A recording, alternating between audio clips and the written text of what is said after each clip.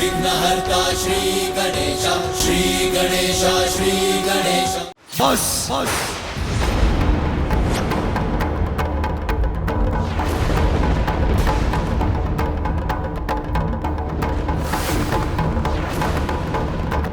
अब तुम्हारी उद्दंडता की अति हो चुकी है। सत्य कहा आपने।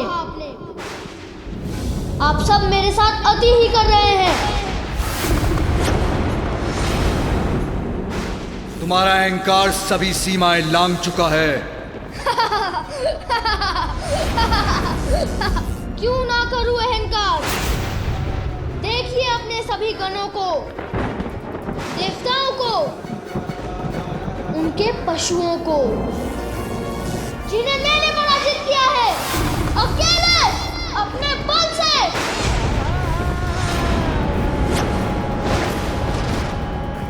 मुझे तो इस बात पर भी आश्चर्य है कि आप यहाँ आए। मैंने आपको भीतर जाने से रोका और आप मुझसे युद्ध करने के स्थान पर वहाँ वृक्ष के नीचे जाकर ध्यान करने लग गए।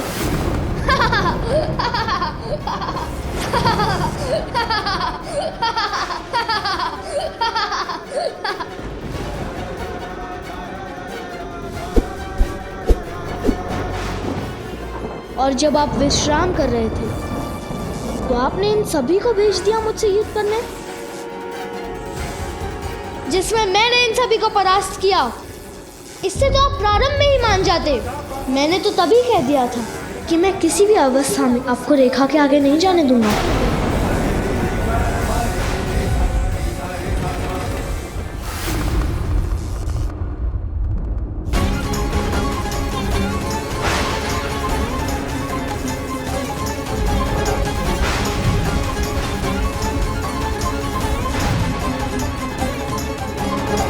कितना समय हो गया है, मैं देखती हूँ मेरा पुत्र कहाँ है, क्या कर रहा है।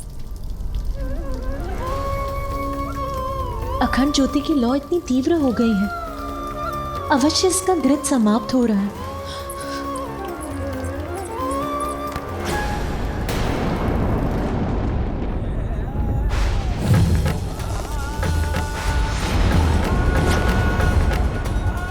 वहीं ठहरिए।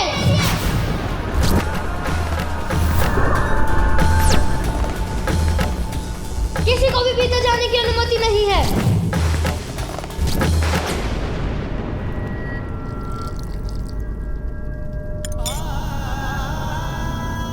अखंड ज्योति तो शुभता का प्रतीक है, ये सदा प्रज्वलित रहे, इसके प्रति मुझे सहज रहना चाहिए।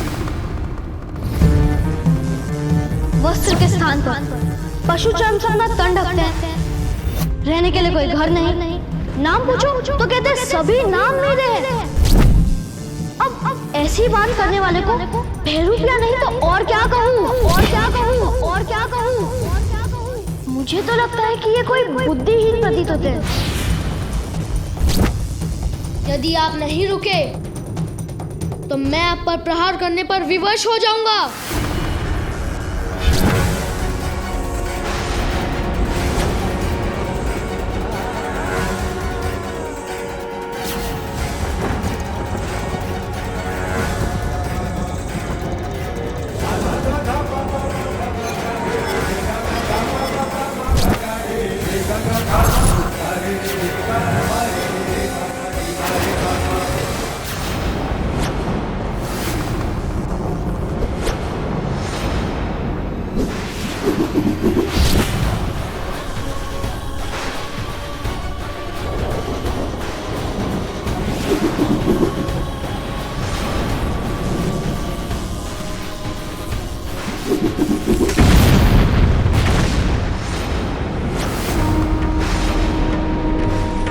मेरा दंड भस्म कर दिया इन्होंने। कैसे? ये तो वही भस्म है जो इनके डमरू बजाते ही इनके देह से निकला था। आपने मुझसे वो छीनने का दुस्साहस किया है जो मुझे मेरी माँ ने दिया था। अब उसका परिणाम भुगतने के लिए तैयार हो जाइए।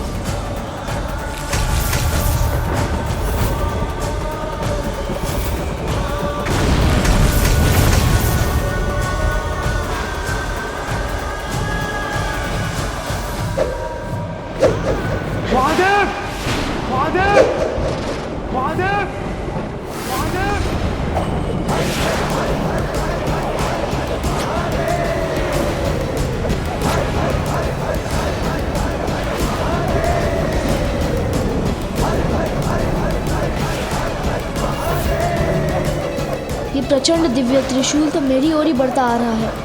इसे कैसे रोकूं?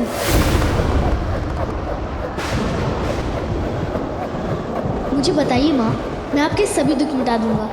मुझे तो एक ही दुख है, मैं जिन पर भी अपना स्नेह न्यौछावर करती हूँ वो सभी मुझे छोड़कर चले जाते हैं। माँ, मैं आपको छोड़कर कभी कहीं नहीं जाऊंगा। आज मुझे अपने मातृत्व की पूर्णता का सुखद आभास हो रहा है। माँ, अब मैं आपकी रक्षा के लिए पूर्णतः तैयार हूँ। अब मैं किसी का भी सामना कर सकता हूँ। मैं स्नान करने जा रही हूँ, स्मरण रहे किसी को भी भीतर मत आने देना। मैं वचन देता हूँ माँ, किसी को भी भीतर आने नहीं दूंगा।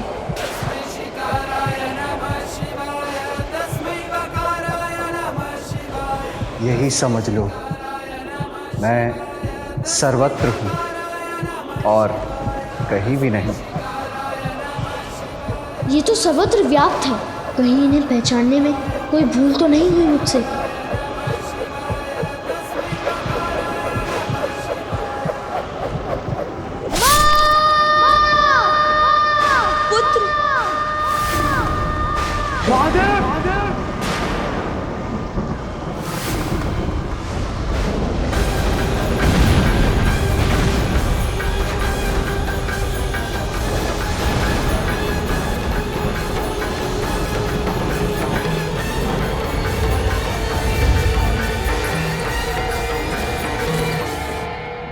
मेरे मन में किसी अज्ञात अनिष्ट की आशंका क्यों घर करती जा रही?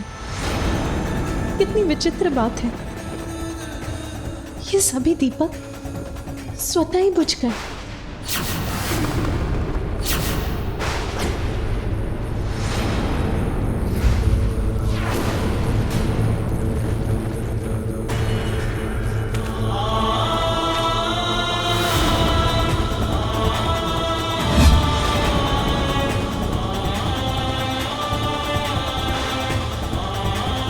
अखंड ज्योति की लौ भी ऐसे भड़क रही है कि वो भी एक बार भड़क कर बुझ जाएगी।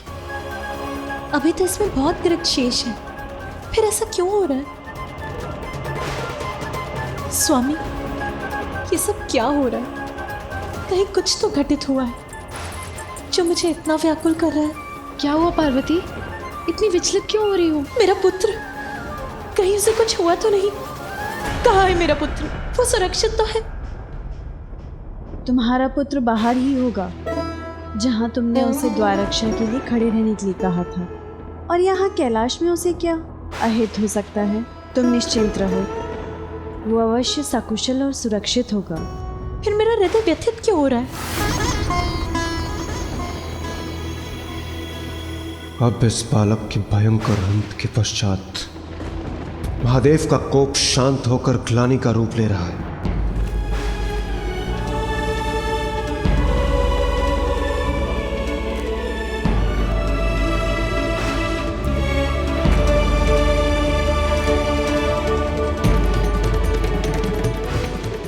मैं क्या कर रहा हूँ और उसका क्या कारण है, ये आपको क्यों बताऊँ?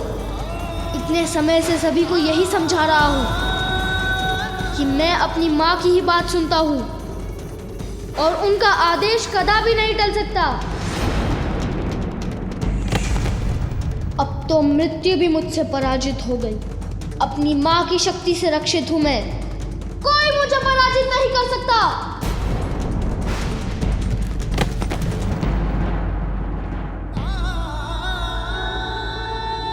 घोर अनर्थ हुआ है, किंतु अहंकार का परिणाम भीषण ही होता है।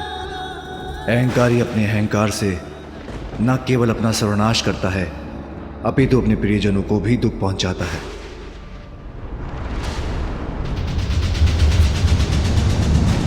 अनर्थ, घोर अनर्थ हुआ है ये। इतनी अल्पायु में इतने कोमल सुकुमार पार्वती पुत्र का इतना भयंकर अंत हुआ है। कितना अपार कष्ट हुआ होगा उसे। और अब देवी पार्वती पर क्या बीतेगी? माता का दुख तो मुझे भी व्याकुल कर रहा है। देवी पार्वती, तुम्हें होने वाली अपार पीड़ा की कल्पना मात्र से ही अत्यंत दुखी हूँ। तुम्हारे हृदय को होने वाली असीम पीड़ा की कल्पना से आहत हूँ मैं।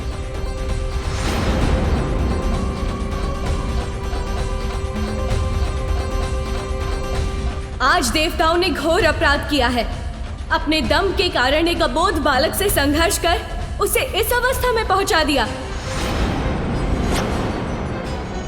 अपने इस कृत्य के लिए देवताओं को दंड अवश्य मिलेगा। ये क्या अनर्थ कर दिया आपने। आप तो देवराज हैं, आपको तो स्थिति संभालनी चाहिए थी, किंतु आपने तो अग्नि में खिंच डालने का ही कार्य किया, जिसका परिणाम इतना भयंकर हुआ। ये उचित नहीं किया आपने।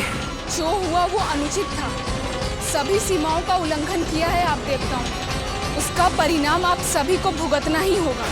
असत्य है ये, असंभव है। ऐसा कदापि नहीं हो सकता देवी। यही सत्य है। आपकी कुदृष्टि कुछ भी कर सकती है, और ये भी आप ही की कुदृष्टि के कारण हुआ है, किंतु परिणाम आपको ही नहीं, सभी देवताओं को भुगतना होगा।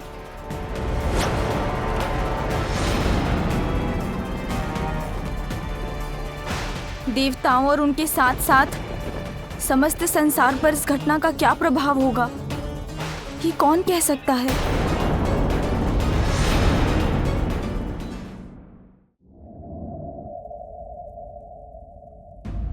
इन दियों का स्वतः ही बुझ जाना किसी बड़े अशुभ का संकेत क्यों प्रतीत हो रहा है मुझे।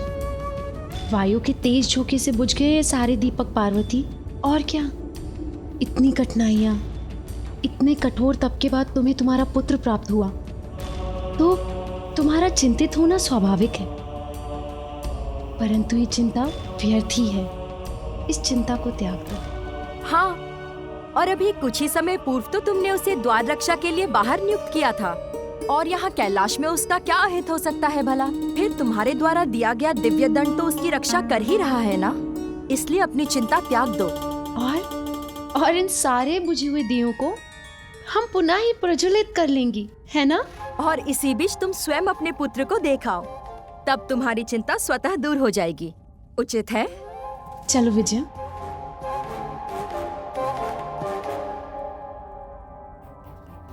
मेरा हृदय कंपित हो रहा है, मन शांति नहीं हो रहा, जैसे कि किसी अज्ञात व्यथा ने घेर लिया हो मुझे, जिससे मैं मुक्ति नहीं हो पा रही हूं।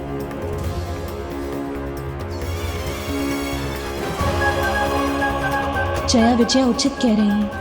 मुझे स्वयं जाकर अपने पुत्र को देख लेना चाहिए, तभी आश्वस्त हो सकूंगी मैं।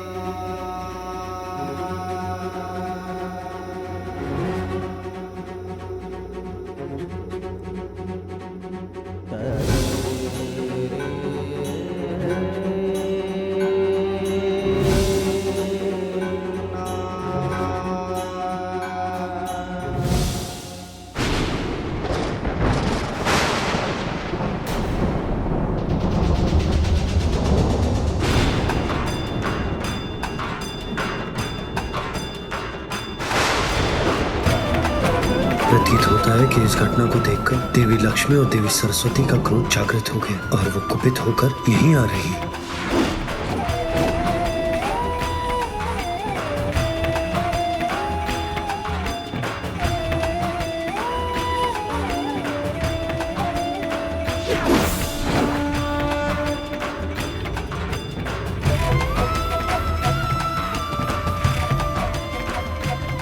सभी देवियां यहाँ आ गई और सबके मुख पर इतना अपार क्रोध झलक रहा है।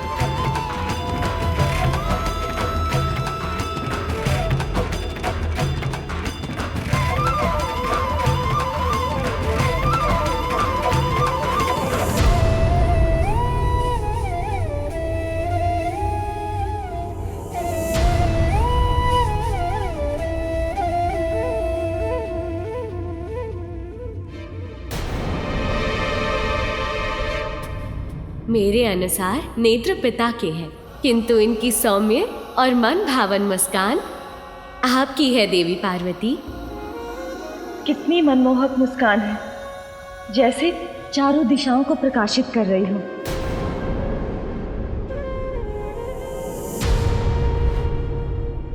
अब मन शांत हो गया आप सभी देवताओं का?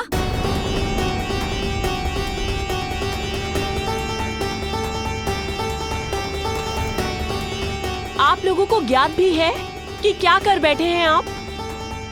जानते हैं ये बालक कौन था?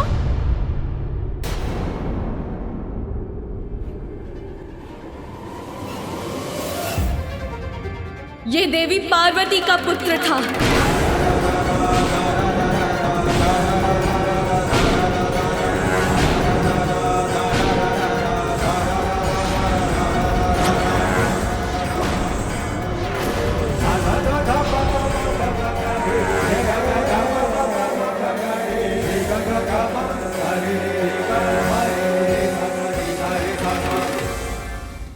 माता पार्वती का पुत्र? ये कैसे संभव है?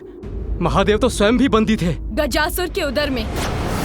ज्ञात है मुझे अग्निदेव, किंतु उसी समय देवी पार्वती अपना पुण्यक व्रत संपन्न कर रही थी। उन्होंने पुण्यक व्रत पूर्ण कर मेरे स्वामी श्री हरि से पुत्र प्राप्ति का वरदान प्राप्त किया था। आपने दृढ़ता और निष्ठा के साथ पुण्यक व्रत पूर्ण किया।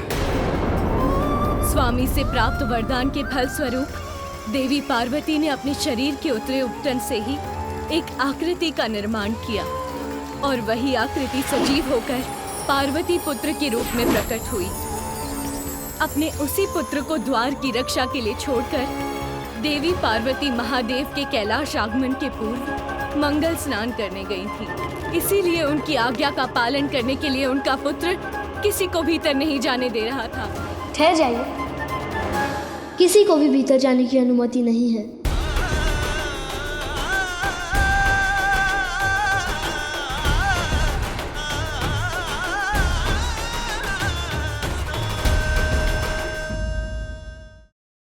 किंतु आप सभी ने देवता होते हुए भी इतनी सी बात को इतना बड़ा बना दिया कि उस बालक को अपने प्राणों से ही वंचित होना पड़ गया।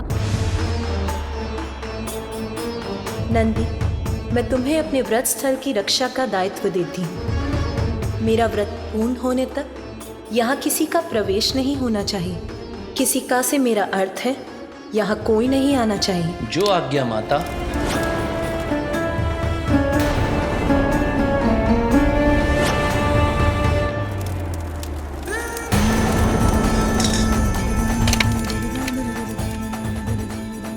देवी पार्वती के पुत्र का अंत हुआ। बहुत ही बड़ा अनर्थ हो गया हम सबसे। जो हुआ वो अनर्थ था, किंतु जो अब होने जा रहा है उसका आप सब अनुमान भी नहीं लगा सकते। आप सबके द्वारा उसे उत्तेजित कर उसकी उद्दंडता को बढ़ावा देना देवी पार्वती के प्रिय पुत्र के वध का कारण बना। आप सभी देवता इसके दोषी हैं और शीघ्र ही देवी पार्वती यहाँ अवश्य पहुंचेंगी।